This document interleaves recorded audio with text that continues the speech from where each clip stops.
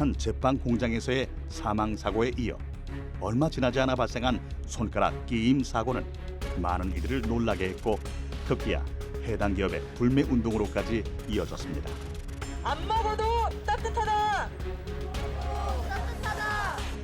해당 기업을 상대로 안전수칙이 제대로 지켜졌는지 파악하는 등 사고 경위를 조사하고 있지만 산업재해를 막기 위해 마련된 다양한 조치들이 과연 의미 있는 것인가라는 비판으로까지 이어지고 있습니다.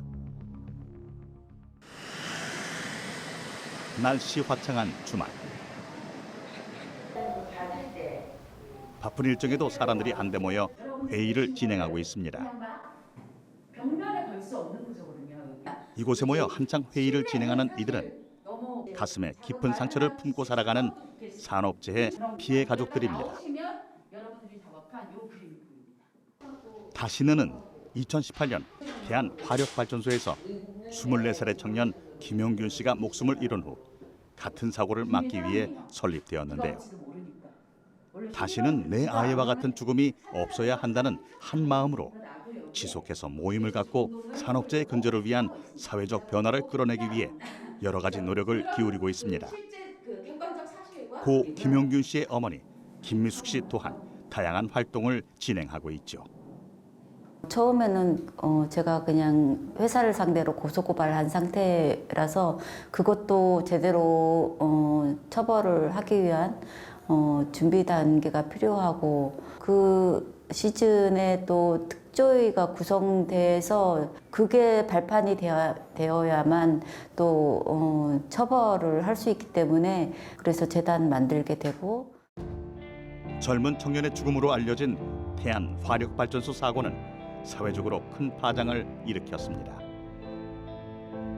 그 결과 위험의 외주화 방지를 비롯해 안전 규제를 강화한 산업안전보건법 개정안이 시행됐죠.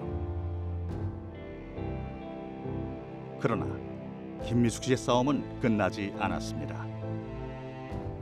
그녀의 끈질긴 노력에도 불구하고 산업재해로 인한 희생은 여전히 계속되고 있기 때문입니다. 이후 책임자 처벌로 예방을 강제하는 중대재해처벌법 제정까지 이끌어냈지만 김미숙 씨와 산업재해 피해가족 네트워크 다시는 멈추지 않고 지속적으로 목소리를 내려 합니다. 희생자와 피해가족의 아픔이 더 이상 없도록 이들은 아직도 끝나지 않을 것 같은 싸움을 하고 있습니다.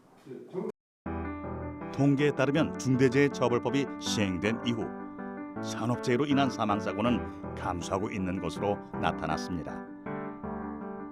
아직 시행 초기 단계고 지속적으로 지켜봐야 하지만 많은 사람들은 이러한 추세가 지속되길 바라고 있습니다. 우리가 주목할 만한 부분은 사고의 대다수가 50인 이하의 소규모 사업장에서 일어났다는 점입니다.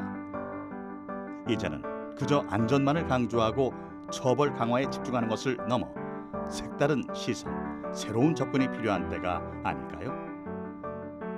예산과 인력 면에서는 선진국보다 우리가 오히려 많은 편입니다.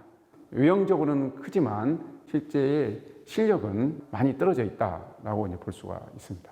어떤 안전에 대한 그 확고한 어떤 정책들이나 이런 것도 좀 부족합니다. 기업체나 정부나 또 사업체나 근로자들도 마찬가지거든요.